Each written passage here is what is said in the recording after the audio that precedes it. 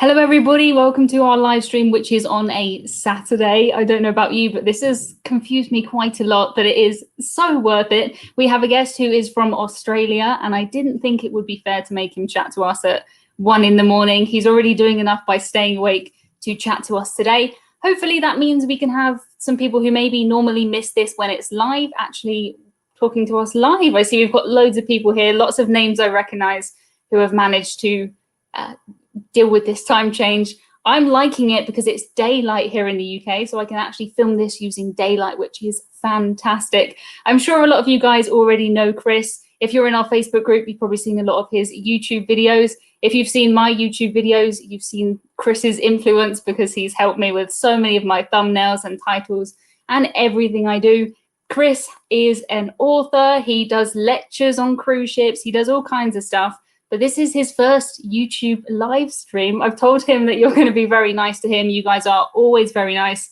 And I will get him up on the screen if that's cool with you guys. He stayed up late for us all the way from Australia. We have got Chris here. Hello, Chris. Come into the room. Hi, everyone. Nice to be here. Thanks so much for changing your plans for me so that we can talk. And it's not, as Emma said, like 3 o'clock in the morning, I think is your usual time. So I always miss the live streams because there's no way. Yeah, I do feel bad. The majority of my audience on this channel is from America, so I try to prioritize America above everything else, but also me because I'm here in the UK. So loads of people in the comments already know you, Chris, and they are saying, hi everyone. I recognize so many of the names. Yeah, so, we've got great. CC, he says he loves your books. One of the things you do is you have some coloring books, which is really cool.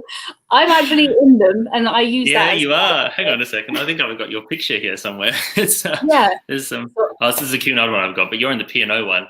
Yeah. I am. Because I was like, Emma, I don't have any pictures of Britannia. Help me. Technically, that makes me kind of a published artist. That's what I think in your coloring books, and I have some of your other books as well. I think Thanks. Yeah, I'm sure I do. I've got one about the history of something. You've been caught out. It must be Cunard or something like that. Yeah, that's pretty safe bet. Yeah. Everything I know about kind of Cunard, I think, comes from you. Quite a Cunard expert. So for the people who don't know you in the house, do you want to just quickly introduce yourself and say what it is you do? You do a lot of things, but maybe just a quick introduction. No problems. Yeah, so I've been sort of fascinated by Cunard and passenger ships and cruising in general since I was about 10. It all started when I read a book about the Titanic. I think something is pretty similar to a lot of people. That's sort of like a way to get, I guess, into cruising and into passenger ships and the history of ships. And we actually, so I was, as a kid, wanted to go on a ship, wanted to see ships. When my parents booked us on a cruise on a little ship that was sailing in Australia. It's a little Cunard ship, but before the cruise actually happened, the ship was pulled out of service. And as a sort of compensation for like losing your cruise, they offered to rebook us on the QE2, and that was that. Nice. So the QE2 was, like a floating museum. So I just became fascinated, and sort of from that point onwards, just started reading, researching, studying, learning everything I could about maritime history, and one thing led to another. And sort of in 2008, just as QE2 was retiring, we published our first book, and that led to more books, which led to lectures on the ship, which led to YouTube, which led to here. So that's pretty much it in a nutshell. But yeah, it's a bit like you, lots of different aspects to it. There's the video stuff, there's the written stuff. You've got the blog, I've got the books, that sort of thing. And it keeps you busy. And it's fun and it's great, and you meet a lot of wonderful people. I have no idea how you can walk out onto a stage on a cruise ship. And I shaved my head on the cruise ship once, and I couldn't do that, you see. I sat still for about 10 minutes, and my heart must have been, I don't even know, off the scale. It was terrifying. They occasionally passed the microphone to me and said, "Where are you from?" And I was like, "Oh God, I can't do it." Do you still get scared before you walk out on the stage? Look, it's almost a year since I was last on a cruise ship stage. I was on the last QM2's last voyage before the cruise shutdown happened, and the day before everybody was disembarked in Australia for the end of that trip, I was there talking. So when when I get back up on the stage again, it will be like strange to have had that big gap. So maybe there'll be some nerves, but you know, I was getting so used to it, doing it many times a year, that it became like, you always get that sort of excitement more than anything else. It's like, and particularly if it's a full house, and like one day you have to go on the Queen Mary too, and you go into Illuminations, which is the lecture venue and the planetarium, and it's kind of got this sort of very steep sort of tiered seating rather, where when you're on the stage, you look at and you can see all the faces.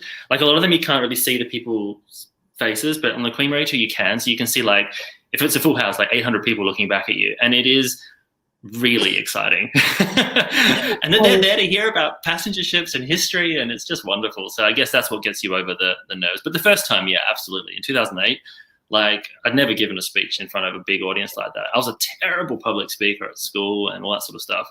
I used to stand there with palm cards shaking and all that sort of thing. So to be on, you know, that first time, I held onto the podium, heart was going you know, but it was fine. We got through it, and it was fun, and they enjoyed it, and I enjoyed it, and yeah. Yeah, you can do it, Emma. I can't see. I couldn't sit there and have my head shaved. I don't think I look good bald. So. I guess when you know what you're talking about, and you know it really well, and you actually want to tell people about it, so it's quite different. The only kind of public speaking I've done is kind of at work, where I'm explaining like some sort of coding thing to somebody, and it's not the same passion as if I had to explain something cruise ship related, I guess. No. And also you have the benefit that everybody has come because they want that thing. When I shaved my head, that was before the normal evening show. So no one had come to see me shave my head, really. All right. They'd come to the evening show, and then I was just sat there like... Yeah. No, yeah, it's different when it's your passion. And like, I mean, you know, obviously you share a passion about all stuff. You have heaps of stories to tell about how things happen during the cruising shutdown. And I'm sure if you were to stand up on maybe do it on a small ship first, but there's only 100 passengers or something. But if you were to stand up on the stage, you know, you're used to public speaking in this sorts of forums. So those sort of fears they fade away once you get going, I guess. Yeah. And for me, I mean, being live kind of on YouTube, like sometimes if I'm doing a chat with someone else and I'm nervous, I'll go live on Instagram to like calm me down, which makes no sense to me anymore. But once you get into it, it gets a lot better. But I've only cruised on Queen Victoria for a week as my Cunard experience. And that for me was why I started all of my website and everything, because I had cruised with Norwegian and MSC beforehand. That's what I thought cruising was like. Yeah. And then I tried, something different. Yeah. Which was amazing. But I sat there and I was like, I was not ready for this. Like I knew kind of it was quite formal and dress codes would be for dinner, but I didn't realize it would be kind of ship wide after 6. I didn't realize that the informal nights would be kind of more formal than anything I've ever done as a formal night on another cruise. Yeah. So yeah, I really did enjoy it.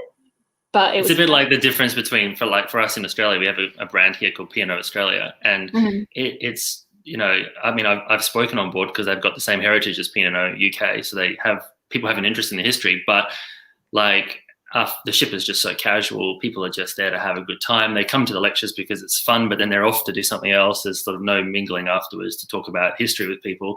And again, like at dinner, you go in and it's, you know, buttoned up long sleeve shirts and stuff. But on Cunard, of course, you're putting on the jackets and the ties. It's just a totally different type of experience. It felt like, to me at least, it felt like being in some sort of film or some, it didn't feel like real life for that week. It felt like being in something, I don't know. It was amazing. I definitely want to do it again. And it was even more formal on QE2, like before she retired. My first trip on QE2, like there was two dress codes really. There was like formal, which was like tuxes, and they called it informal, but informal was suit and tie.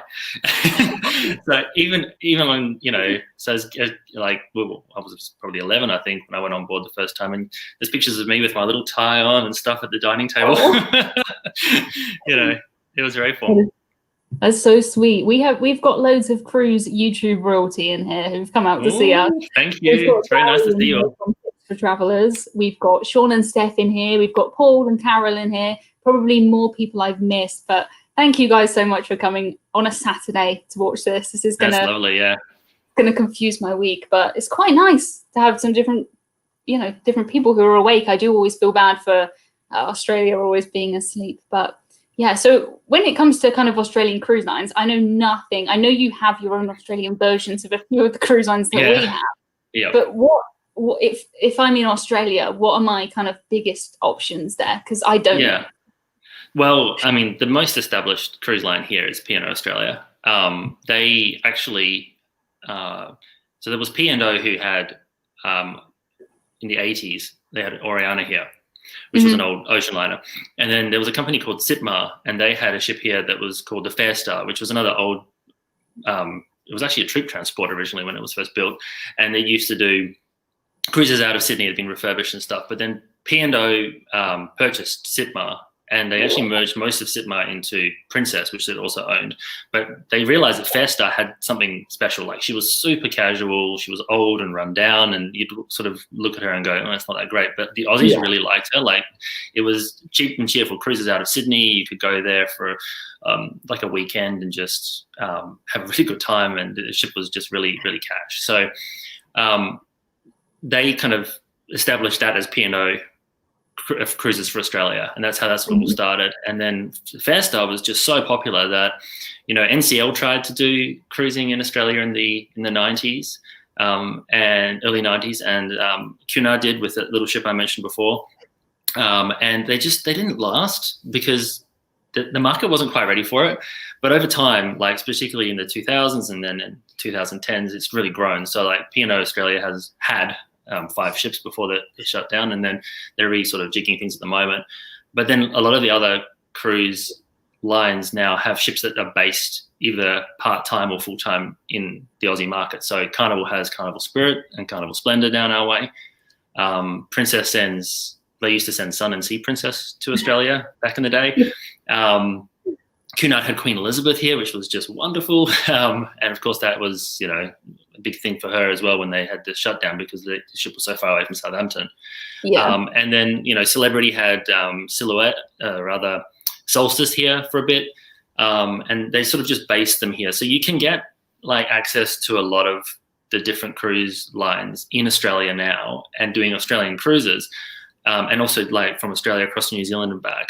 But it's really sort of, it's busiest at our summer, which is your winter. So like if you're looking at December right the way through to maybe March or April, that's when the majority of them are here. And then the rest of the year, they'll have your sort of long-term stayers, which is the Carnival brand, the P&O brand. RCI has some ships that are here longer term as well.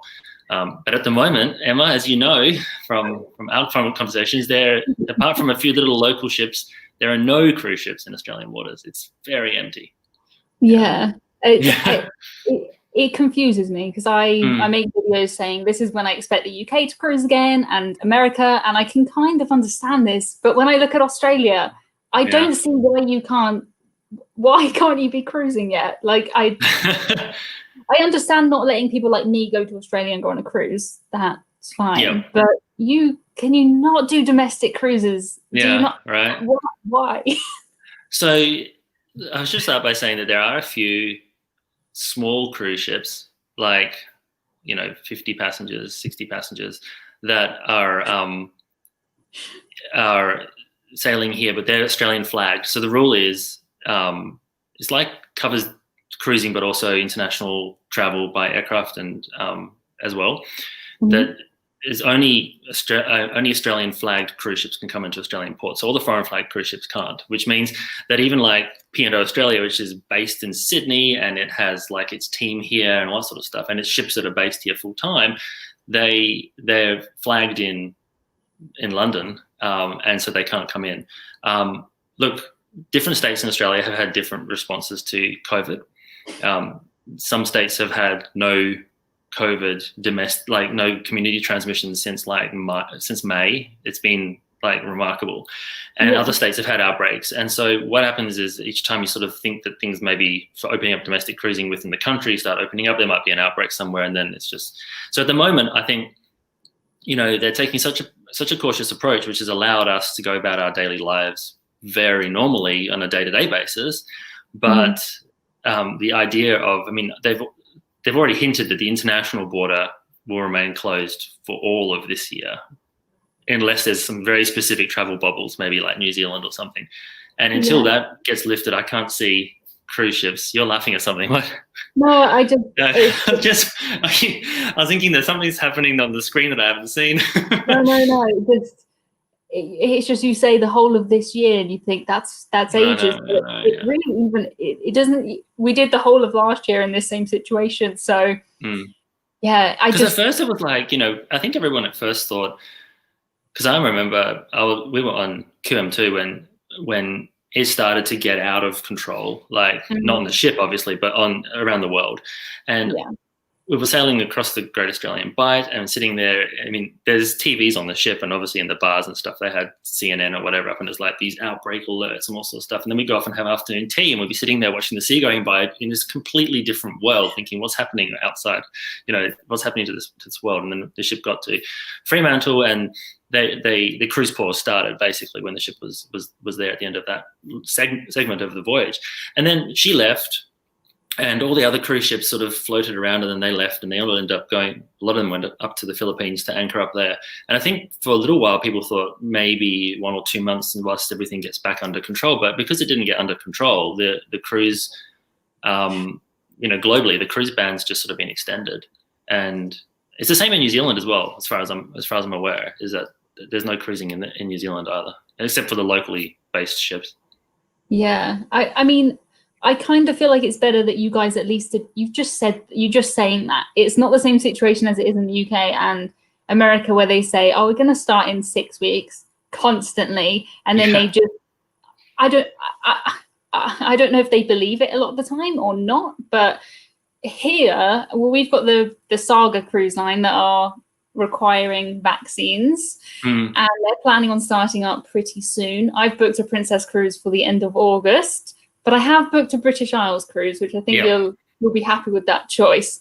But I'm trying to stay on the more kind of optimistic side, but I'm not going to be completely surprised and that doesn't happen because you really hope by August though, right? I mean, that something can restart. Well, I think does, that's the type of cruise that's likely to restart. A British Isles cruise that doesn't go anywhere else. We can keep all of our problems in that cruise. So I'm holding out hope, but why can't, I feel like you should be able to do something similar. I think, look, I mean, I don't know whether the international border here will dictate whether or not local cruising can start. I mean, I think it would be great if we could have, I mean, you mentioned it already, it's my favorite brand. So if Queen Elizabeth came back and she just did Australian cruises with just Australians on board, that would be wonderful. But I think at the moment there's still that situation where some of the states are in a different position to others. So it makes it a little bit difficult because the state borders are all different as well in Australia. So at one point, people from New South Wales and Victoria and South Australia, for example, could not come into Western Australia or Northern Territory or Queensland without permission, which is, of course, domestic travel. It's very, very different.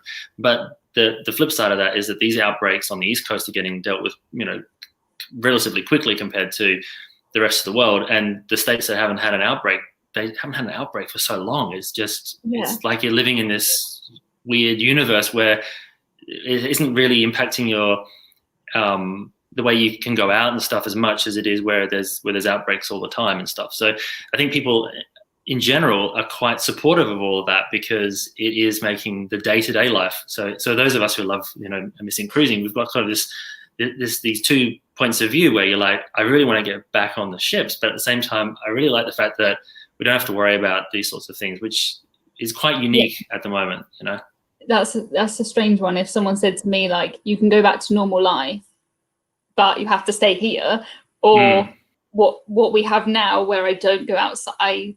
I don't go outside. I literally don't. I go for a walk, but that's it. I get my food delivered. I work from home.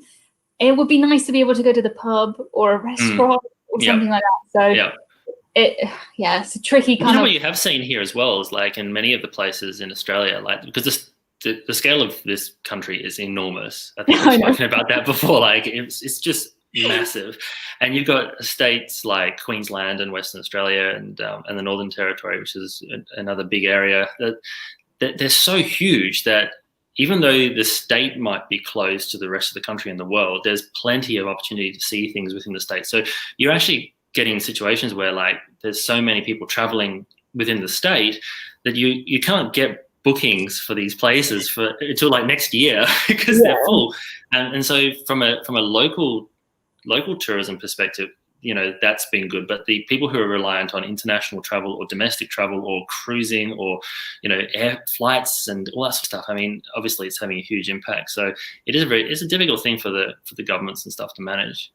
Yeah, I just added my new YouTube background, which has a world map on it, and it's actually got Australia split into the different parts and a few. Oh, so you know it all now. I actually sort of know what you're talking about now. Whereas you can take your map of the UK and put it in Australia. And look how much it. Yeah. Oh gosh. Yeah. Tiny. Yeah. Right. Land. It's just such a huge piece of land. Yeah. Sean and Steph have asked, does your British Isles cruise have any port stops, or do you stay on board for the whole time? It does have port stops. For now, even if it didn't, I probably would still be happy just to cruise around Britain on a British Isles cruise and just eat the food. But at the moment, yeah, it goes up to Dublin and it goes right the way around Britain. Lots of stops. I think at the moment it's still scheduled to stop in France as well and possibly Guernsey. But if it doesn't, like that's fine. I didn't book this cruise to particularly see those places. I booked this cruise because I want to try Princess, Medallion and all of that stuff. It's Sky Princess. So that's why I booked it. But yeah, we don't really have. I mean, just a cruise to nowhere at the moment would be awesome. Like just some sea days. Just give us some sea days. Yeah. For you guys in the chat, if you do put question at the front of your question, like Steph did there, makes it so much easier for me to see what are questions and what are you guys just chatting. I appreciate all the comments, but sometimes it goes so fast and I'm not trying to miss any of your comments. So sorry if I do miss any. But yeah, I've got loads of people in here. So I know we've got a lot of people in here. We've got a lot of Americans in here who don't know anything about Cunard. Okay. Can you try and convince some of them, like Sean and Steph here, that they should take a little Cunard cruise? I think everybody should. Yeah. But well, I mean, if you're in America, I might go think about. Let's pretend that this is when things are normal again, and if you're in the States and you want to go to Europe or the UK, like if Queen Mary 2 is doing transatlantic crossings, it's just the most remarkable experience because, I mean, in terms of cruise ships, she's definitely been eclipsed in terms of size. But in terms of ocean liners that were designed to undertake a voyage between one place, one landmass and another landmass, and go out into this open ocean for 7 days, she's the biggest. She's one of the fastest, not the fastest that's ever been built, but one of the fastest. She's super stable compared to ships of days gone by, and just has so much going on board. But when the ship goes to sea on a transatlantic, something happens to the atmosphere, and anyone who's been on board, will probably know that, like, when it becomes its own world, like a world into itself. And as you were saying before, like, it's a bit like being on a movie set when you first walk on board, but over time, like over the first couple of days, you become comfortable with it. It becomes your home away from home. There's nothing to see but ocean. The ship is its own little place, and all of the public rooms and things sort of come alive. And then people start mingling more. They start talking more. You get friends everywhere. We had this remarkable transatlantic last year from Southampton to New York, and it was an anniversary voyage for Cunard. 100 years that Cunard had been sailing out of. It wasn't last year. Sorry, it was 2019. I don't know what year I'm in. But it was the 100th anniversary of sailing from Southampton, right? And so there was a lot of people on board who wanted to be there for that voyage. But like so many of them are still friends with now, still talking to now. It's just people who have this interest, but it kind of lets you come together as well. So that would be, I mean, the other two are great. They do also do transatlantic crossings, but Queen Mary 2 was designed for it, so it's a little bit different. How does a Cunard crossing differ from a transatlantic? Sorry, I clicked on my dad there. Hello. I just saw Sean and Steph had said. So most of the cruise lines who offer a transatlantic cruise, they're doing like a repositioning voyage. I think you've spoken about this in your blog, where they'll go maybe further south or down to maybe to Madeira and then nip across the coast or the pond, or maybe do it like maybe a more northerly voyage. But the direct transatlantic crossing, and if Queen Mary 2 was pushed, she could do it in like 5 days, like the QE2 used to. It's like the old route that the old ocean liners used to do, where it's taking you direct across the Atlantic. It goes through the weather. We had a force 12 on the ship when I was on board, and got woken up at 3 o'clock in the morning with water coming over our window on deck 6. And it was just, I mean, the ship just like, I mean, she's moving a lot, obviously in the force 12, but she just kind of just cuts through it. It was designed for that. And the designer, who's written books, and he's actually been on a couple of videos of mine, put a lot of thought into making sure that the ship could do that very special sort of service that no other ship at the moment is designed to do. So yeah, that's the difference, I guess. If I keep looking that way, I'm sorry, Hudson? but there's another cat, and it's on top of my wheelie bin that's right by the window, so it's like it's at eye level. And I've never seen it do that before, and I don't know where that came from. Hudson's not in; he's upstairs, I think. I keep getting distracted by the Hudson picture on the top corner. It's going in my sometimes it looks like it's like on a shelf or something, but your one's just floating. But I like that cartoon Hudson. I use him on everything. Yeah, he's good.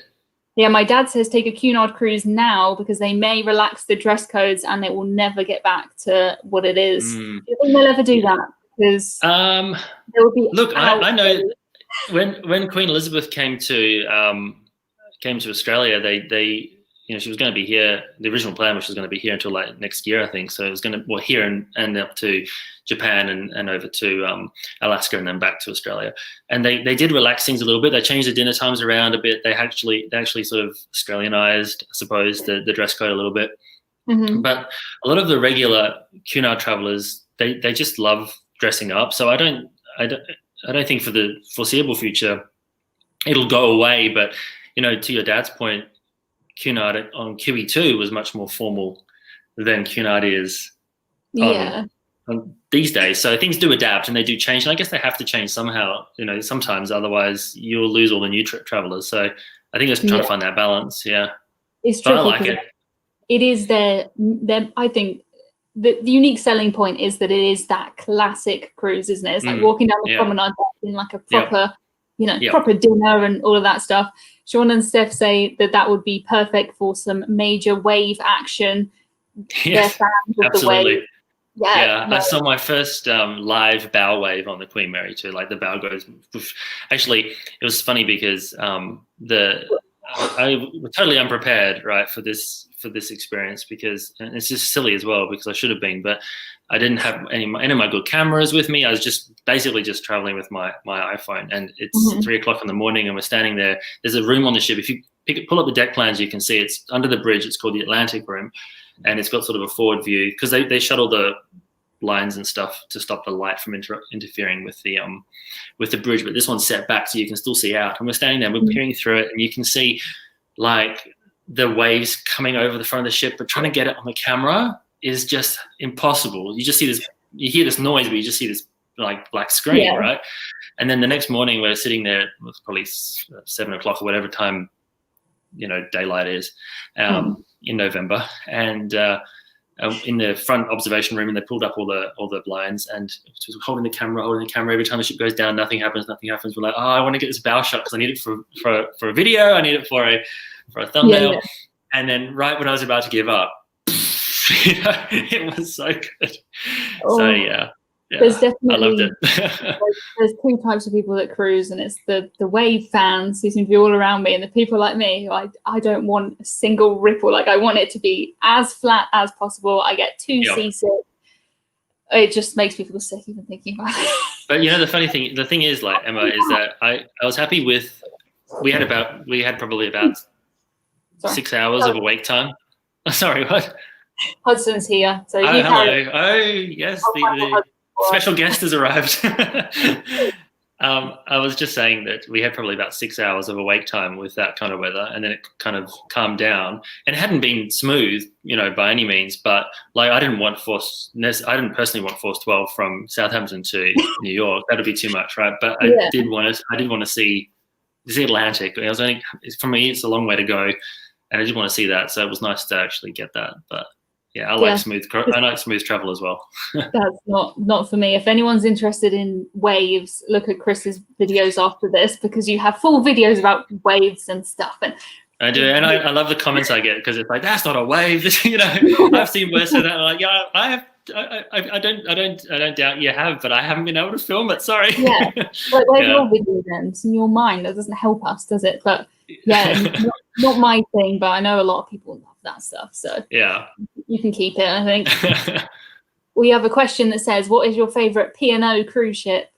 Okay, so are we talking P&O UK or P&O Australia? I think everything. Okay. I think everything. Well, my favorite P&O UK ship's Aurora. Aurora, yeah.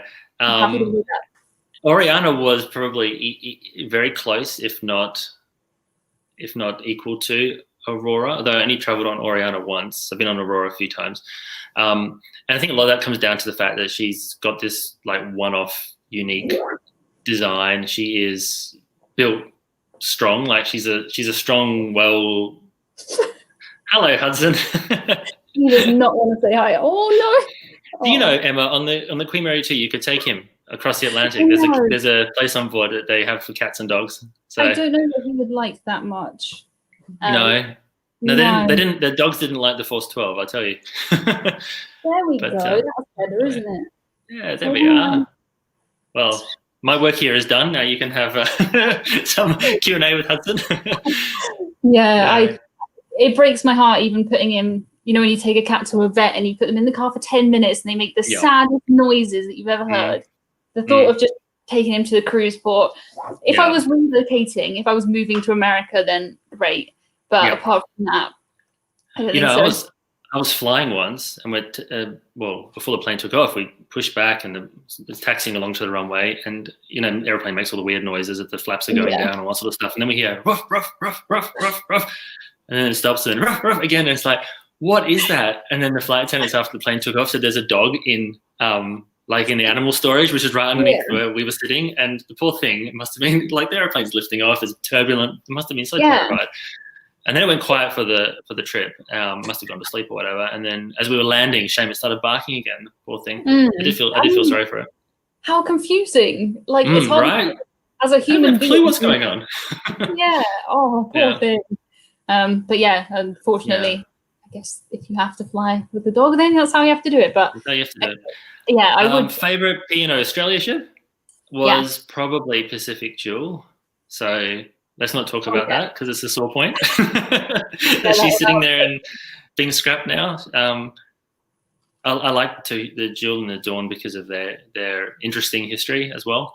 And Jewel had like how some ships have a personality? There's like something about them that's more than just a machine. They just have a sense of, I don't know what the word is, but it's like they've got like an ambience that makes them feel special. And Pacific Jewel had that, and that's what made her. I've been on other P&O Australia ships. They're all very nice, but she had just this really nice sort of personality, I suppose.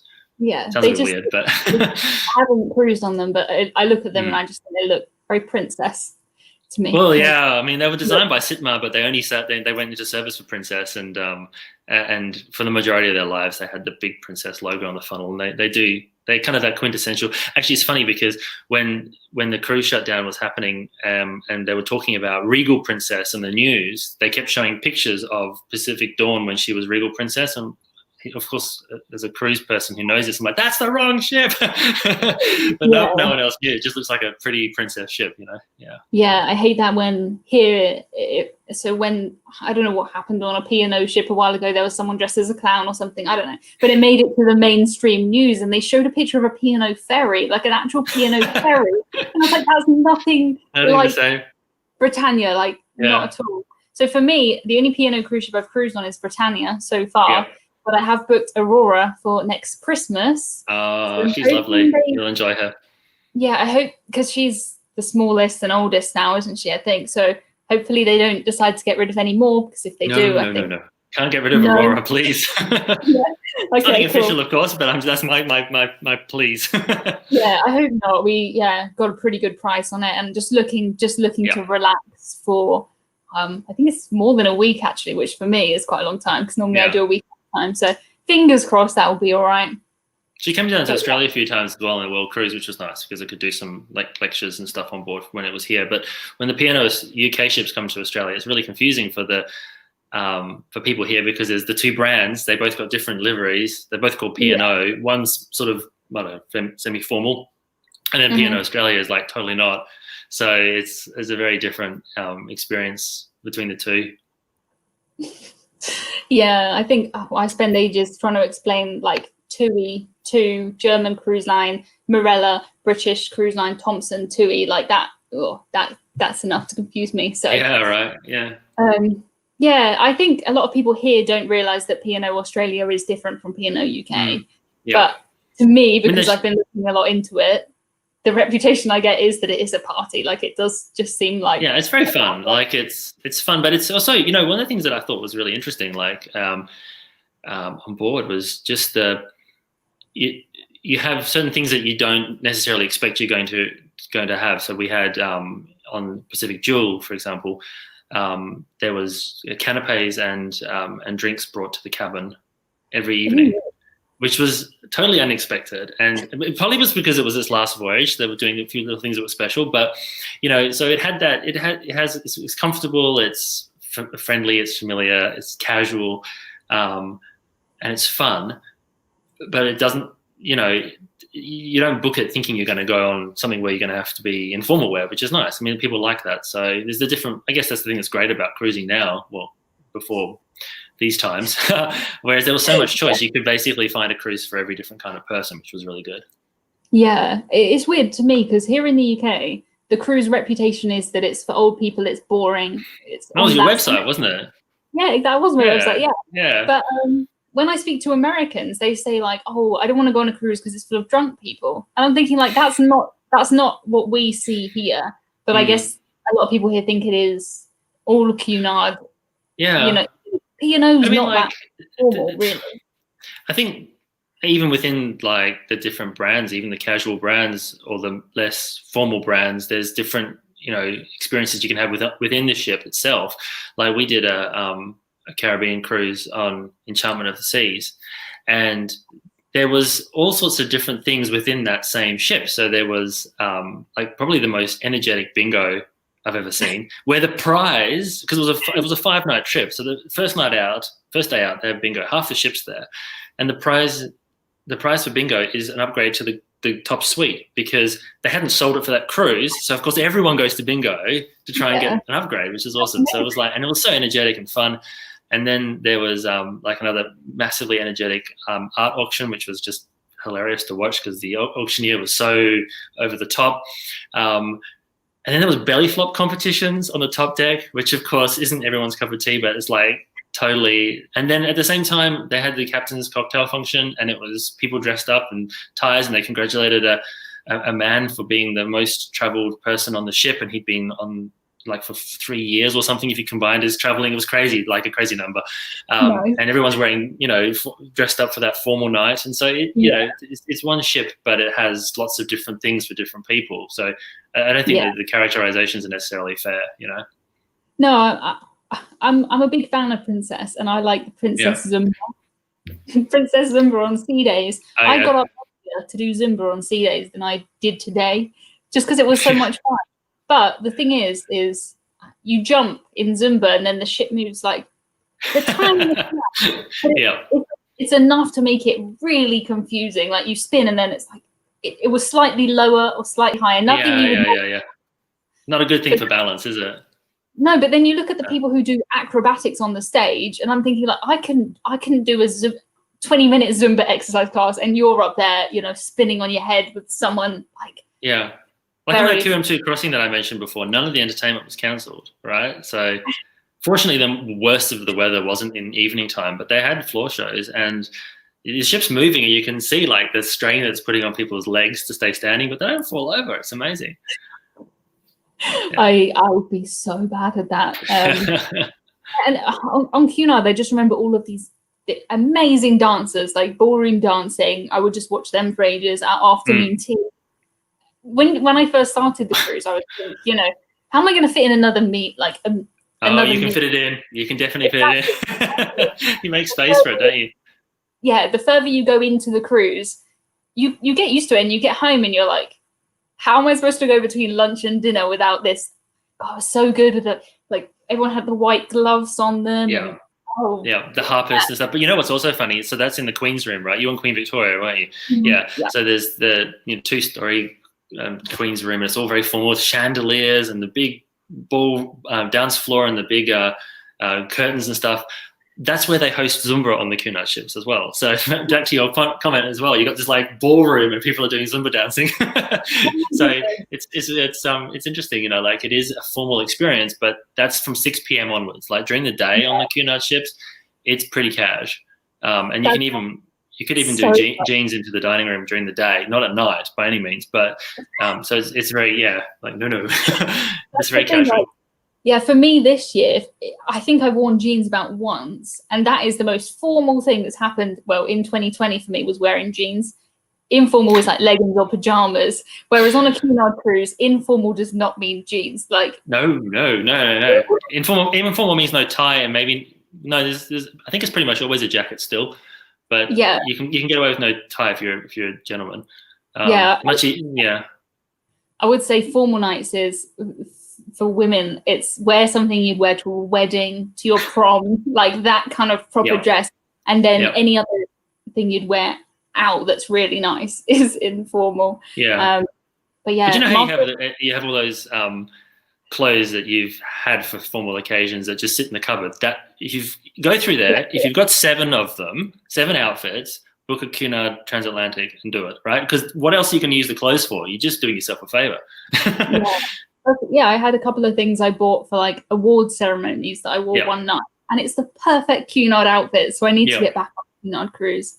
But Marcus has given us an example of a super chat here. Thank you so much, Marcus, for showing everyone the box. Thank you. €5, I think. And Ian has said, "Hope you're staying safe. We'll cruise again. We will cruise again." And yeah, we will. I feel like you and me are some of the more positive, optimistic cruise YouTubers about this. I think you're very realistic with your situation in Australia, but I don't think we need any of this fake. Yeah, it's going to happen in a month's time. But I suppose because we've been sort of like, there's been no, like last year there was no chance that it was really that was going to happen in Australia, and so I suppose it gives us the opportunity to sort of sit back a little bit and go, well, what's it really going to be like globally? But again, no one really knows. Like I think this time last year, I mean, it was only just becoming. People only just becoming aware that there was even a problem. No one knew it was going to happen, right? So there's a really awkward video on my channel that I made when that Diamond Princess situation happened, and I say like, that sucks. At least it's far away and it's nothing we have to worry about. Yeah, right. I mean, it's bad, but at the time, it was. I didn't picture this, did we? And I mean, I came home from work and we were told to go home for 2 weeks in March, and we're here now. And I booked cruises for. I should be on Iona right now. It's tough when that happens. Those milestones when you realise, like. I was supposed to be on Pacific Adventures maiden voyage, so the new P&O Australia ship, which was the former Golden Princess, and the flights had been booked. It was booked in for last year. Flights had been booked, and then everything had been obviously cancelled. The cruise had been cancelled, the flights had been cancelled, but the Qantas app had still had the booking in there. So on the day that I was supposed to fly, it's like, bling, you should check in for your flight now. Bling. Take an Uber to the airport and earn freaking fly points. I'm like, why are you doing this to me? Yeah, I already know it's been cancelled. You don't have to rub it in. Oh, that's really mean. Technology. I love that ship, Golden Princess. That's the ship I did my Asia cruise on. And most people on that cruise were Australian. Like that's, I think, the most Australian. She's been down Australia quite a bit, so people are used to her here. And she's got this really interesting, the bar at the back that overlooks the back. I'm going to give away a little secret here, but if you're a Star Trek fan, it's decorated in Star Trek stuff. There's like spaceships and starships and the Romulan starships and all sorts of things. I know. So, and it's like, why is there Star Trek stuff all over here? So, yeah, it's an interesting ship. I never knew that. Well, I've learned something today. Well, there you go. It's been worthwhile then. The sun. My goodness. we have a question, and it says, once everything is back up and sailing again, what cruise would be the best so that you see the most of Australia coming from America, and how long should it be? Oh, that's an interesting question. So some of the cruise lines used to do, and I'm sure they will again, they used to do round Australia voyages. So it depends how much time you've got, right? But if you can do, like, say, for example, you flew into Sydney and you could do a Sydney to Sydney, that's really good because Australia is so diverse that even if you do the southern coastal cities, you're not going to get the same experiences when you're up in the northern part of the country. You know, you're here in summer, for example, and it's hot and stuff down here, but then there's summer rains up there, and there's like tours into the gorges and all these other sorts of things, and you can go on shore tours that take you away from the ship for a few days in some cases, and you're doing helicopter rides out into the outback and that sort of thing. So it just depends on how long you're here for. If it's something shorter, like say you could go down the East Coast, for example, and take in 3 of the big cities if you wanted to. It's Brisbane, Sydney, and Melbourne. If you wanted to go across the country, so say you flew into Sydney when you wanted to go across to Perth and then make your way back some other way, there's lots of in the summertime, there's lots of cruise lines that do the cruises across to from city to city. But if you're coming in the off season, I suppose, where it's just the local cruise lines, then you'll have lots of like voyages that go maybe to 2 cities and out into the South Pacific and that sort of thing. So I don't know if that really helps, but probably same for most people from America and me in the UK. Like, Australia cruises aren't really advertised to us, and to know where to start is quite a challenge. Yeah. For me, it's, if I'm going to Australia, I want to be there for a long time. Like, I'm not supposed to take more than 2 weeks off work at a time. So, Hudson's back. So I wouldn't go to Australia for like a week and then come back, would I? Well, so, I've been to the UK for 60 hours. Have you?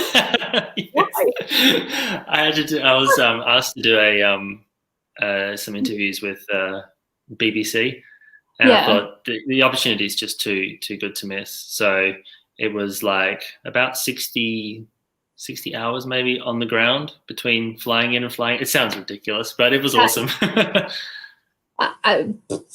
crazy. And I was exhausted. But what can you do? Like, you only live once, right? So I think that's dedication. You've done all kinds of cool things. I did some filming for TV last year, and they cancelled it because of coronavirus, and it's never going to be shown. So that's sad. Yeah, I remember you saying you were going to do some TV stuff. It's really scary. You're okay to do TV, but you wouldn't be okay to do a speech. Yeah, no. Yeah, okay. Yeah, we'll work on that. You can do it. You can recut TV. I can recut a YouTube video 17 times. Have you done live TV? No way. That's scary. Yeah. I've done a bit of radio, and that's scary enough because they say, like, you're now on the air. It's like you can hear the radio through the phone.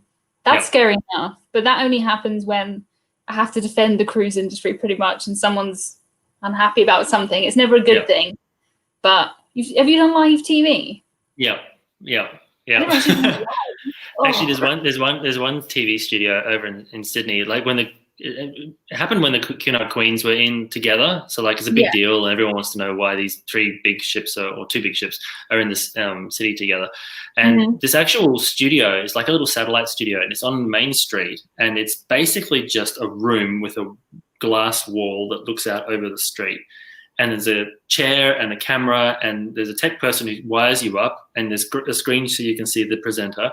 And then the tech person says, "Good luck," and leaves the booth and goes off somewhere else. And then the passers-by are standing there, like, making faces or looking funnily at you as you're doing this interview. So you can see them. You're live on TV. Like, you don't know how many people are watching. And you can see these people, like, on the side here, like, looking in and pulling faces or looking kind of like at you. And so this is really awkward. But yeah. Again, it's just an experience, I suppose. Yeah, that reminds me of a really weird job interview I had when I was going for kind of like it was a job in a clothes shop, and for the interview I had to stand in the door and say hello to everyone as they came in. But I was just wearing my normal clothes, and I just looked like a random lady who had to say hello to everybody while someone watched me from a distance. It was so unbelievably awkward. I did not get the job. No. Well, that's not a very nice way to interview someone, though. Anyway, is it? Yeah, look at all this sunshine on me. I can't believe It's it. crazy. Like it's like you got all the sunshine and you look all nice and summery over there, and I'm sitting here in the dark and it's cold because the air conditioner's blasting on top of me, which is ridiculous. But in like a hat and a blanket and an electric blanket, and it's been freezing here lately. But if I did come to Australia, I'm not great at heat. Okay. But I guess you're better set up for it than us here, because when it gets hot here, I know it doesn't get hot like it gets hot for you, but we don't have air conditioning. We're not prepared for it. Well, our air conditioner broke, and it was fixed today, and we have to keep it running to get the light to cycle it through. So it's not actually that hot today, but last week when we didn't have it, it was like 40 degrees Celsius or 38, and it was something's going wrong, right? Because it was just blowing hot air into the house. So yeah, that wasn't fun. But when we grew up, there was no air conditioning. It was hot, and no one had air conditioning when I was a kid. And the school didn't have air conditioning when I was a kid, and at some schools they used to put they used to water the tin roof to try and cool it down. And this is back before the air conditioning just became so obvious for everybody. But we were tough, I suppose. But now everything's air conditioned. Like you don't find hotels that aren't air conditioned, and that sort of thing. Cars are all air conditioned. It's even for me, like if I go to somewhere like Florida, I know we've got loads of people in here who live in Florida and they're very used to that heat, but it's the kind of that humid stickiness that we never get in the UK. If it hits 30 degrees in the UK, like the schools would close. We could not cope at 30. I think it's 3 days at 40 or something here, maybe 2 days at 40 that you're allowed to.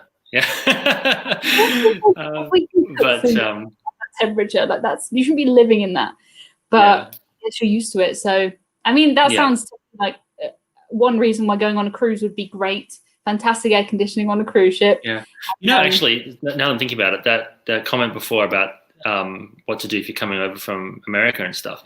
If you had like an Australian holiday booked, say, and you had 2 weeks that you could do something else. Some of the cruises which are really good actually go from Sydney and Brisbane across to New Zealand for like a week or 2 weeks and back. So you could actually see 2 countries. So that's another option. Like if we were doing a driving holiday in Australia or whatever, and you were like, okay, but I also want to see New Zealand, but I've only got like a week to do it, and I don't know when I'll be back. That's another option that you could consider. Yeah. I feel for me, if I've flown all that way, I'm gonna do everything. I would want to do. Why couldn't I just do a world cruise, like fit it in to that? You could be one of the first. You could be one of the first British YouTubers to do a P&O Australia trip. There we go. Good. I think I would love it. We have a question that says, why are ships named after English queens but not kings? I would guess just because there's only 3 of them at the moment, isn't there? I mean, the first Cunard queen is actually a ship that was called Berengaria, actually, but she wasn't called Queen Berengaria, the ship, but the ship was named after the queen consort of Richard I, and her name was Berengaria. But Queen Mary, it sort of set the tradition, I guess. And so you had Queen Mary and Queen Elizabeth, which were the 2 big express liners. There was only 2 of them. And then QE2 was Queen Elizabeth II, so it just kind of carried that tradition forward. But then there's the 4th ship under construction now, and who knows what they're going to call it? So maybe there will be a king. I think that would be nice. I can't see Cunard doing that. I don't think they will. No, that's not what I would bet either. But anything's possible.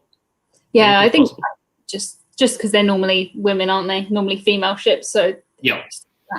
Stephen wants to know where you are from. I'm Australian. Might not sound it. I have a bit of a international accent, I suppose. A lot of people get confused, but Australian. Yeah. Well, you and me both get a lot of comments about our accents on YouTube. It's quite nice to have you as a friend to understand all that. I know. It's like I can't help how I speak. Sorry. Yeah, especially when, I don't know, I get a lot of comments saying that people can't understand me, and so do you. And I think I can understand everything you say. Yeah, I can understand everything you say, but I think we articulate everything quite well, don't you? I don't know. Well, I think some of my first, I had the YouTube channel for a long time, but it was never really taken very seriously until just recently. Like I did, my first video was the Queen, 18 seconds or something of the Queen Mary 2's whistle, all the way back in 2010 or something. So, but when I first started doing the videos last year, like more seriously, the setup I had wasn't great. There wasn't, oh, thank you. The towel bandit. Thank you very much. The setup I had wasn't great. It didn't have brilliant, like I was using this to do the audio recording. So hopefully it's improved over time, because I did get a few comments about can't really hear that well. The sound isn't quite right, but we're learning at the time. And now I've got like the proper mic, the proper setup, proper recording space and stuff. So I think that's one lamp short after my lights fell over and smashed all over the floor the other day. That's part of it. Like sometimes just things do not work, especially if you're trying to record a YouTube video. Then your memory card is full, your camera's not charged, your lights don't work. The battery has died because you forgot to charge it every single time. But I think we're getting better. Less times like that. But yeah, people say our speech is clear. People like our accent. So thank you. Thank you. Well, this is a nice group. Yeah. This is a nice group. This is a really nice group. And I like these. These are normally on Friday. And for us, it's just like a way to like end the week, to chill out, to talk about whatever's happened. And I started doing these because lockdown, I had more time. So I started them in March. And they've been really good. You should do lives on your channel. You really should. Maybe I will. I think I know I could have as my first guest. I mean. Well, we'll have to pick a time where we're both awake at the same time. Yeah, sure. Exactly. You could be the other way around. I'm not assuming that it's me, but I kind of was. Oh, yeah. No, it wasn't you. Don't worry. I'm kidding. You definitely I'm kidding. Look at the sunshine. This is crazy. I know, you're doing well there. For an entire hour. Can you believe it? No, it actually doesn't feel that long at all. So there you go. Really the fastest hour of the week. I know Marcus always messages me afterwards and says, well, that was the fastest hour of the week every single week. So hello, Marcus, who's watching. Oh, that's nice too. Yeah. Do you want to quickly tell everyone what you do on your channel, and we'll send people to subscribe to you? Thank you. Yeah, so a little bit of similar to what Emma's doing, but I suppose perhaps maybe with a bit more of a history angle to it. So I've done a few things about what's been going on with the cruising now, and but also looking at some of those topics that people are talking about in more detail. So how cruise ships are recycled, for example, the history of some of the ships that have been scrapped, the story behind some of the great ships that you might have heard of, like the Queen Mary, and why she carried 16,000 people on one crossing, like what that was all about. And I guess in times like this, people might think, what on earth is that all about? So cruising content, maritime history, and I guess a bit of an analysis in what's going on in the world at the moment of cruising and why it's happening, and how that sort of fits in the historical context as well. Because whilst we're seeing, I mean, you just look on the media and stuff, this thirst for information about scrapping cruise ships is by no means the first time a cruise ship's been scrapped. It's just it's the first time that people have had iPhones to take video footage of them being rammed up on the beach, one after another. Like, that's never happened. That is unique.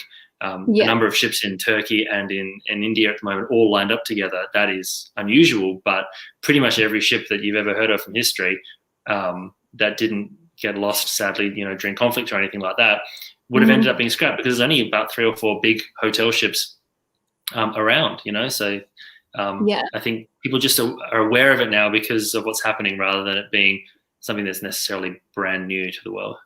Yeah, I've learned so much stuff. Thanks, Lou. And your channel. Things like just all about the kind of hot layups, warm layups, how the ships actually work, like things I never thought about before this year, but I've learned so much of that from you. So thank you. Like, thanks. I don't know where I would be, and also your friendship to keep me going on this YouTube channel. And you too. Like, I've learned so much about how to be a YouTuber from you. I didn't think I would have that as my career, but there we go. So, and I appreciate all the support. And Emma's a huge advocate of using arrows on the thumbnails. So if you see an arrow on the thumbnails, because she's told me to put it there. Yeah, that's it. Every time I send one to you that doesn't have an arrow, it's not good enough, and it gets sent back to me for review. Where's It the arrow? works. It needs to be in your brand mark. You put an arrow around Hudson. No way. Right. So we have been here for an hour, so I will let everybody get on with their weekends. And it has been fantastic to talk to everybody. So thanks you so much everyone. for joining us. We'll be back to our normal time next week, back to 5 p.m. UK time on Fridays. So thank you, everybody, and I'll talk to you all later. Take care. Thank you.